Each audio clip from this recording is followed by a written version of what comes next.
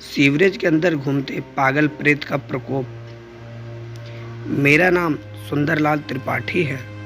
मैं एक ज़माने में साड़ी की दुकान पर काम करता था, लेकिन आज विनिवृत्त जीवन बिता रहा हूँ। मेरे 2 बेटे हैं, वही घर का खर्चा संभालते हैं। बचपन से ही मुझे खेल कूद का बड़ा शौक है, इसीलिए जवानी के दिनों में भी गली के बच्चों के साथ बच्चा बनकर कभी क्रिकेट तो कभी गुल्ली डंडा खेलने रहता था। आज मैं उस खौफनाक घटना की बात बताने जा रहा हूँ, जिसके कारण कई बच्चों की अकाल मृत्यु हुई है। चौकड़ी वाला सीवरेज हमेशा से ही भूतिया अड्डा रहा है। बदकिस्मती से मोहल्ले का वह इकलौता चौड़ा इलाका था जहाँ बच्चे खेल कूद कर सकते थे। कांचा सोमा साड़ी वाला की दुकान पर मेरी नई नई नौकरी लगी थी। एक दिन सेठ के बेटे का मुंडन था, तो उन्होंने मुझे काम से जल्दी घर भेज दिया। मैं मोहल्ले में चौकड़ी पर जाकर बच्चों के साथ क्रिकेट खेलने लगा। अचानक गेंद खुले सीवरेज में जा गिरी। पास खड़ा हुआ नकुल नारियल के छिलके से गेंद बाहर निकालने की कोशिश कर रहा था। तभी उस खुली गटर से तेज हलचल मची। नकुल बड़ी तेजी से वहां से दूर हट गया। सारे बच्चे मस्ती में थे। एक के बाद एक सभी लड़के उस गटर के बड़े बड़े पत्थर फटकारने लगे। मुझे कुछ ठीक नहीं लग रहा था। मैंने सारे बच्चों को सीवरेज से दूर किया। उसके बाद मेरी नज़र सीवरेज के भूरे पानी पर पड़ी। तब मुझे ऐसा लगा कि पानी के भीतर एक पीली आंखों वाली विकृत आकृति छुपी थी और वहां से सिर फाड़ देने वाली बदबू आ रही थी। वह एहसास दिल दहला देने वाला था। थोड़ी देर हुई तो हम सब घर चले गए। उस रात बार बार खिड़की से मेरी नज़र चौकड़ी वाली खुली सीवरेज पर जा रही थी। अंधेरी रात में मैंने देखा उस गटर के पानी में खलबली मचने लगी। एक घुंघराला साया सीवरेज के ऊपर नाच रहा था। उस भयानक नज़ारे से मेरे पैर कांपने लगे। कुछ देर बाद मुझे वहाँ नकुल दिखा। मैंने उसी वक्त जोर से चीख मारी। नकुल ने मेरी ओर मुड़ा, लेकिन वह काला साया नकुल को सीवरेज की ओर घसीटने लगा।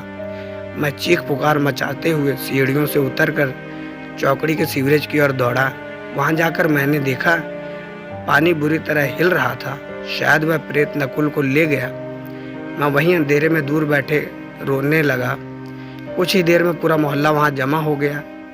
मैंने नकुल के पापा को रोते हुए सारी बात बताई, लेकिन मैं चौंक गया जब उन्होंने खिड़की की ओर इशारा करके बताया कि नकुल तो वह रहा। उस रात लोगों ने मेरा खूब तमाशा बनाया। मैं चुपचाप अपने घर में चला गया। 3 दिन बाद पता चला कि मोहल्ले का एक लड़का अमित बुखार की वजह से गुजर गया। मैं उसके घर गया तो मैंने देखा उसके हाथ पर काटे जाने का निशान था। अमित की दादी ने बताया कि खेल खेल में नकुल के साथ झगड़ा हुआ था, तब नकुल ने अमित को काट लिया था। अब मेरे रोंगटे खड़े हो गए, क्योंकि मुझे पता था कि उस बच्चे की मौत का कारण बुखार नहीं, नकुल का काटना ही था। मैं अपना शक दूर करने के लिए उस शाम नकुल के घर गया। मैंने उससे पूछा, उस रात सीवरेज पर तुम ही थे ना? उसने जवाब नहीं दिया और शैतानी हंसी हंसने लगा। मैंने उसको पूछा कि मुंह खोलो, अपने दांत दिखाओ। तभी मुझे नकुल के शरीर से वह भयानक बदबू आने लगी। मेरे उस सवाल से वह गुस्सा हो गया।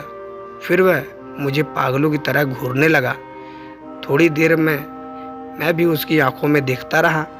तब मुझे उसकी आंखों में वही पीली चमक नजर आई जो सीवरेज के अंदर उभरी विकृत आकृति में दिखी थी। मेरे रोंगटे खड़े हो गए। मैं नकुल के पास से दूर चला गया।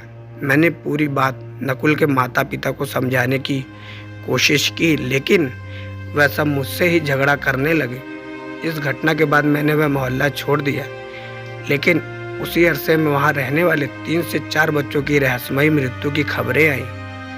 मोहल्ले में नकुल का नाम बार बार उस प्रेत के साथ जोड़ा जा रहा था। इसलिए उसके माता पिता नकुल को लेकर शहर छोड़ गए।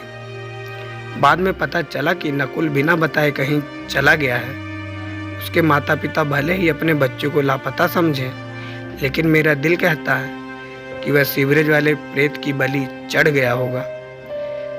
तो ये थी हमारी आज की कहानी। आई होप कहानी आपको पसंद आई होगी। आपका इस कहानी के बारे में क्या राय है, अपने कमेंट ज़रूर बताएं। वीडियो को लाइक कर दें और दोस्तों को शेयर कर दें। चैनल पर नए हो तो सब्सक्राइब करना ना भूलें और बेल वाली आइकन को प्रेस करके ऑल पे सेट कर दें ताकि ऐसी रोचक कहानियाँ आप तक पहुँच सके सबसे पहले। मिलते हैं अगली वीडियो में एक नई कहानी के साथ। तब तक के लिए धन्यवाद।